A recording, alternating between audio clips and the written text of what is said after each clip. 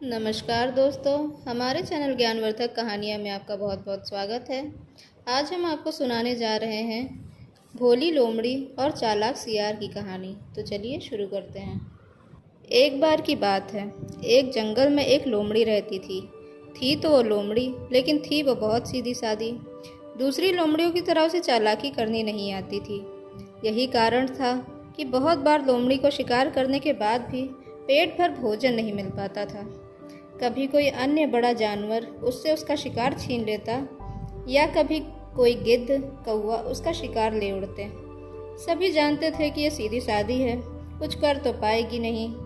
इस प्रकार बेचारी लोमड़ी मेहनत तो करती, पर भरपेट भोजन भी नहीं पाती। एक दिन लोमड़ी ने एक खरगोश का शिकार किया। वो अपना शिकार खा ही रही थी कि एक कौवा आकर बार बार उसे चोंच मारने लगा। वो कौवा खरगोश को खाना चाहता था, लेकिन वो लोमड़ी को परेशान कर रहा था ताकि लोमड़ी शिकार छोड़कर भाग जाए और वो आराम से खरगोश को खा सके। वो ऐसा कर ही रहा था कि ना जाने कहाँ से अचानक एक सियार वहाँ आ गया।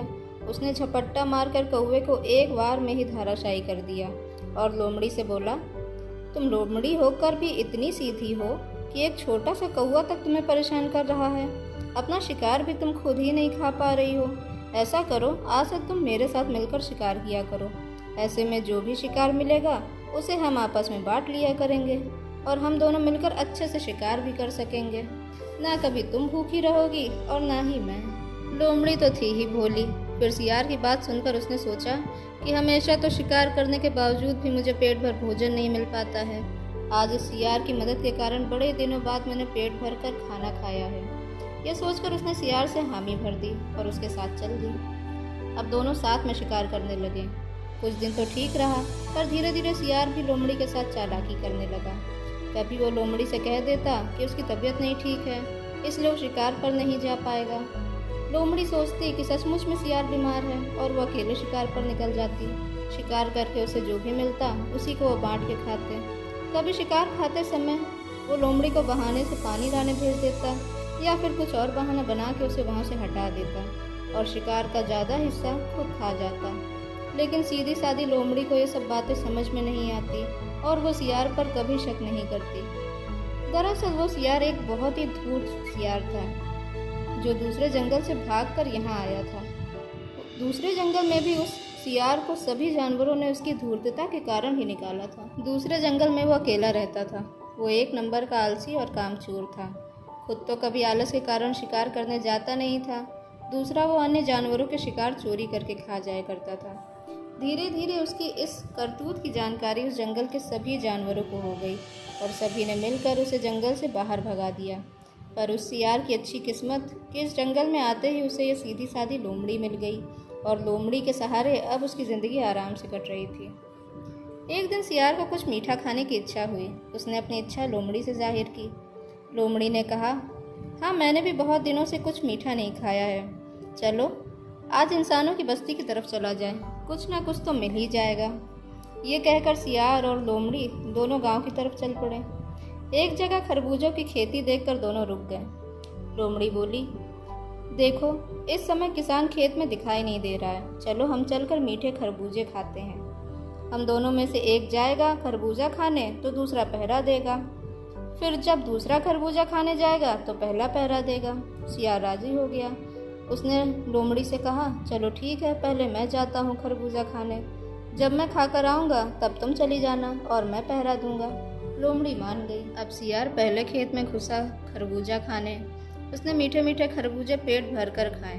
फिर खेत से बाहर निकल आया और लोमड़ी से बोला, जाओ अब तुम खाओ, मैं पहरा देता हूँ। लोमड़ी खेत में घुस गई और खरबूजा खाने लगी। अभी वो एक भी खरबूजा पूरा नहीं खा पाई थी कि किसान आ गया। उसने दूर से जानवरों को देखा तो मोटा डंडा लेकर तेजी से खेत की तरफ दौड़ा। सियार ने किसान को देखा तो सरपट वहाँ से भाग खड़ा हुआ और बेचारी लोमड़ी को उसने आगाह तक नहीं किया। किसान ने अपने खेत के इतने सारे खरबूजे बर्बाद हुए देखे तो वो बहुत गुस्से में आ गया। उसे लगा कि इस लोमड़ी ने ही ये सारे खरबूजे खाए हैं। उसने लोमड़ी को बहुत मारा। बेचारी लोमड़ी किसी तरह से जान बचाकर वहाँ से भागी। एक तो लोमड़ी भूखी थी, ऊपर से मार के कारण उसका पूरा शरीर दुख रहा था। वो एक जगह बैठकर रोने लगी। तभी वहाँ सियार आ गया। लोमड़ी उसे देखते ही गुस्से में बोली, तुम दुम दबाकर भाग गए थे और मुझे बताया तक नहीं कि किसान आ गया है। सियार सकपकाते हुए बोला, अरे नहीं नहीं, कैसी बातें करती हो, मैंने तो तुम्हें बहुत आवाज़ें दी थी पर तुमने सुना ही नहीं। लोमड़ी बोली, अच्छा कब दी आवाज़ें तुमने? मैंने तो एक बार भी नहीं सुनी। मुझे पागल मत बनाओ, ऐसा है अब से मैं तुम्हारे साथ नहीं रह पाऊंगी।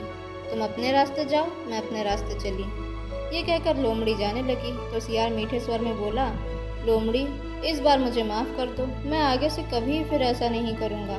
तुम वैसे भी भूखी हो, चलो किसी बनिए की दुकान से चुरा कर मैं तुम्हें गुड़ खिलाता हूँ। लोमड़ी फिर सियार की चुपनी चुपड़ी बातों में आ गई और सियार के साथ गांव की तरफ चल दी। सियार एक बनिया की दुकान के पास जाकर रुका और फिर बोला, मैंने एक बार पहले भी इस बनिए की दुकान से चुरा कर गुड़ खाया है। ये जो सामने खिड़की दिख रही है, इससे तुम अंदर चली जाना। इसी में बनिया गुड़ की बड़ी बड़ी ढेलियाँ रखता है। तुम एक ढेली उठा लाना, मैं जब तक बनिए का ध्यान भटकाता हूँ। लोमड़ी बोली, इस बार मैं नहीं जाऊँगी, तुम जाओ अंदर। सियार बोला, कैसी बात करती हो? तुम तो जानती हो कि अभी थोड़ी देर पहले ही मैंने पेट भर खरबूजे खाए हैं, इसीलिए मेरा पेट इतना भरा हुआ है कि मैं छलांग लगाकर खिड़की के अंदर नहीं जा पाऊंगा। वैसे भी भूख तो तुम्हें लगी है, मुझे नहीं। ये कहकर वो चुप हो गया। बेचारी लोमड़ी क्या करती। उसने कहा, ठीक है, बनिए का ध्यान भटकाओ तुम, मैं अंदर जाऊं। सियार ने बनिए की दुकान के सामने ज़ोर ज़ोर से चिल्लाना शुरू कर दिया। बनिए ने जब सियार को अपनी दुकान के सामने चिल्लाते देखा तो डंडा लेकर उसे भगाने लगा। पीछे से लोमड़ी बनिए की खिड़की से अंदर कूद गई। उस कोठरी में खूब अंधेरा था। बेचारी लोमड़ी सूंघते सूंघते गुड़ के पास पहुंची। उसने जैसे ही ढेली निकाली कि उसे दरवाज़ा खुलने की आवाज़ सुनाई दी। लोमड़ी ठिठक कर वहीं बैठ गई। उसने देखा बनिए की बेटी वहाँ आई है। लोमड़ी ने सोचा, इसे डरा कर भगा देती हूँ। अगर इसने मुझे यहाँ देख लिया तो मेरी तो फिर पिटाई हो जाएगी और ये तो सारे गांव वालों को बुलाकर मुझे पिटवा देगी। ये सोचकर लोमड़ी गुड़ की बोरी के पीछे से छुपे हुए ही गुर्राने की आवाज़ें निकालने लगी। बनिया की बेटी दौड़कर अपने पिता के पास गई। तुरंत ही बनिया डंडा लेकर कोठरी में आ गया। लोमड़ी बेचारी बहुत डर गई। उसने जल्दी से मुंह में गुड़ की ढेली दबाकर खिड़की से बाहर छलांग लगा दी।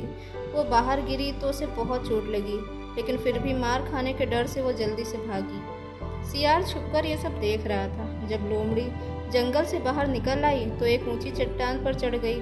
वहां बैठकर वो गुड़ खाने लगी। तभी सियार वहां पहुंच गया।